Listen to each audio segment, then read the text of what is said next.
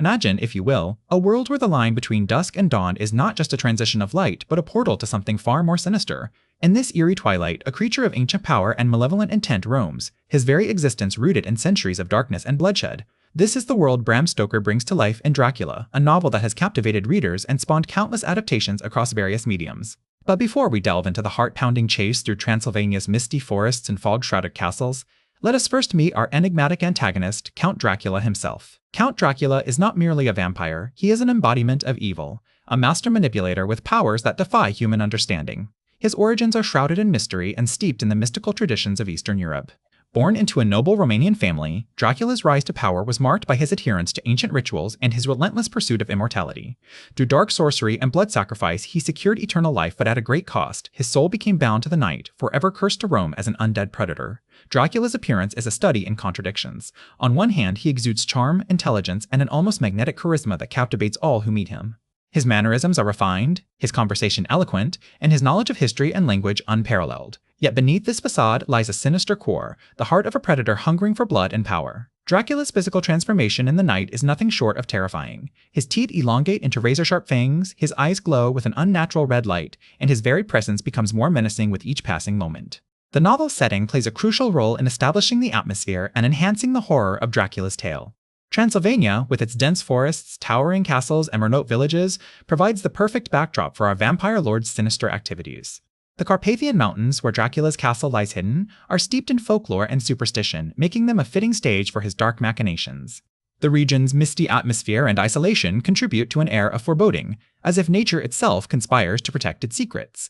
The novel also takes us on a journey through England, where Dracula begins his campaign of terror. London, with its bustling streets and modern conveniences, stands in stark contrast to the ancient world of Transylvania. The city's bright lights and fast-paced lifestyle offer a false sense of security that Dracula exploits to his advantage. His presence in London sets off a chain reaction, awakening dormant fears and superstitions in the hearts of ordinary citizens. The novel masterfully juxtaposes the old and the new, suggesting that even in an age of scientific progress, ancient evil can still find a foothold. Dracula's motivations are multifaceted and deeply rooted in his past. His thirst for blood is not merely a biological necessity, but a manifestation of his unquenched desire for power and control. Each victim he drains brings him one step closer to achieving true immortality and ultimate dominance over the living world. Dracula's obsession with England also has symbolic significance, representing his ambition to spread his influence beyond the confines of Eastern Europe. In Dracula, Bram Stoker weaves a tapestry of horror, romance, and supernatural intrigue that continues to captivate audiences more than a century after its initial publication. The novel explores themes of good versus evil, the corrupting nature of power, and the enduring human fear of the unknown. Count Dracula, with his chilling presence and insidious agenda, stands as one of literature's most iconic villains, a testament to Stoker's masterful storytelling and his ability to tap into humanity's deepest fears. As we embark on this thrilling journey through Transylvania and beyond, it is important to remember that Dracula is more than just a tale of vampires and gore. It is a profound exploration of the human condition, reminding us that evil can take many forms and that the struggle between light and darkness is eternal. So, dear listener, prepare yourself for a chilling adventure through the dark corners of the mind, where Count Dracula reigns supreme in his shadowy kingdom. As Jonathan Harker steps off the train at the remote Bistritz station in Transylvania, he finds himself alone in a world of unfamiliar sights and sounds. The air is heavy with the scent of damp earth and pine, a stark contrast to the bustling streets of London he left behind just days ago. With a sense of both anticipation and trepidation, he boards the carriage that will take him through the winding roads towards Castle Dracula. The journey is long and arduous, each mile revealing more of the wild beauty that Transylvania holds. The forests seem to close in around them, their ancient branches reaching out like bony fingers, and the occasional village appears as if by magic from behind a curtain of fog. Harker's companion, Peter Hawkins, keeps him company with tales of the region, but his stories often veer into superstition and fear, painting Count Dracula as a figure more sinister than any man should be. As they near their destination, the landscape becomes foreboding, the trees taller and darker, casting long shadows that dance across the road. The carriage finally arrives at the imposing stone walls of Castle Dracula, standing like a sentinel against the night. Harker's heart races as he alights from the vehicle, the weight of his mission pressing heavily on him. Inside the castle, the atmosphere is thick with an eerie silence, broken only by the creaking of ancient wooden floors and the occasional flutter of bats in the rafters. Count Dracula greets him with a mixture of charm and menace, his eyes seeming to pierce through Harker's soul. The Count's demeanor shifts from polite host to unsettlingly intimate confidant, leaving Harker feeling both captivated and uneasy. Their initial interactions are filled with an undercurrent of tension, as Dracula attempts to manipulate Harker into signing a legal document that would grant him control over his estate in England. Harker is increasingly aware of the supernatural forces at play, as if an unseen hand is guiding every conversation towards a predetermined end. The castle itself seems alive, with shadows that move of their own accord and doors that slam shut behind them. One evening, as Harker lies awake in his chamber, he hears strange noises outside his door, followed by a soft knocking. He hesitates before answering, unsure if it's Dracula or one of the other inhabitants of the castle. When he opens the door, he finds himself face to face with three beautiful women, their allure almost too much to bear. They beg him for his blood, promising him eternal life and power in exchange. Harker is tempted, but ultimately resists, driven by an unspoken code that forbids such dealings. The next night, events take a darker turn as the castle comes alive with an otherworldly presence. Strange occurrences abound, with objects moving on their own and shadows taking on form. Dracula's true nature begins to reveal itself, his seductive facade giving way to a creature of pure evil. Harker realizes too late that he is not merely a guest, but a prisoner in the Count's dark domain. Throughout this journey, themes of corruption and the struggle between light and darkness weave through every interaction. The castle serves as both a symbol and a reflection of Dracula's influence, corrupting everything it touches. Harker's character evolves from naively curious to deeply troubled, his experiences challenging his preconceptions about morality and evil. In these early encounters with vampires, Stoker sets the stage for the epic battle between good and evil that will unfold throughout the novel. The supernatural elements are masterfully interwoven with human emotions and moral dilemmas, creating a hauntingly beautiful tapestry of terror and intrigue.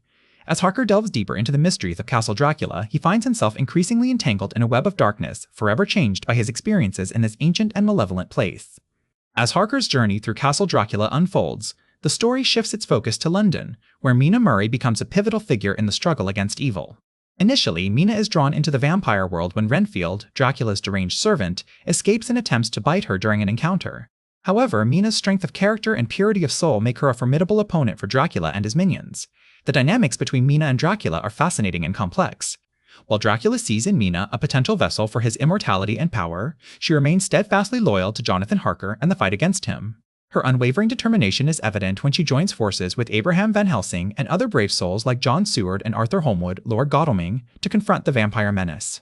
Mina's role extends beyond her physical prowess in battle. She becomes a conduit for supernatural communication, allowing Van Helsing and the group to track Dracula across Europe. Her ability to enter into a trance state enables her to receive telepathic messages from Renfield, who is captured and imprisoned by the group. This invaluable information proves crucial as it guides them closer to their final confrontation with Dracula in his castle. The struggle against evil in London is not just physical but also spiritual and emotional. The characters grapple with moral dilemmas, ethical questions, and the very essence of good versus evil. Mina's character serves as a beacon of hope and light amidst the darkness, representing the indomitable human spirit that can triumph over even the most monstrous adversaries. Van Helsing, a scholar and physician, leads the group with wisdom and courage. His methods are often unorthodox and controversial, reflecting the challenges faced by those who must fight against supernatural threats using only their wits and humanity. He recognizes Mina's unique abilities and trusts her completely, knowing that she is his greatest ally in this battle. The climax of the story takes place back in Castle Dracula, where Mina faces off against Dracula himself. Her strength, resilience, and love for Jonathan are what enable her to defeat him. In a powerful scene, Mina drives a stake through Dracula's heart, marking his end and restoring peace to the world. Mina's triumph is not just about defeating Dracula, but also about proving that even in the darkest of times, light can prevail. Her story teaches us valuable lessons about courage, loyalty, and the power of human connection. Mina's journey from a frightened young woman to a brave and determined fighter showcases her growth and transformation, making her one of literature's most enduring heroines. Reading Dracula by Bram Stoker is more than just an entertaining tale of vampires and supernatural horror, it is a profound exploration of the struggle between good and evil. It reminds us that in our own lives, we too can face challenges that seem insurmountable, but with courage, love, and determination, we can overcome them. Mina's story encourages us to stand up against injustice, protect those who cannot protect themselves, and never lose faith in the power of human goodness. So, whether you're looking for a thrilling adventure or deep philosophical insights, Dracula is a book that will stay with you long after the final page.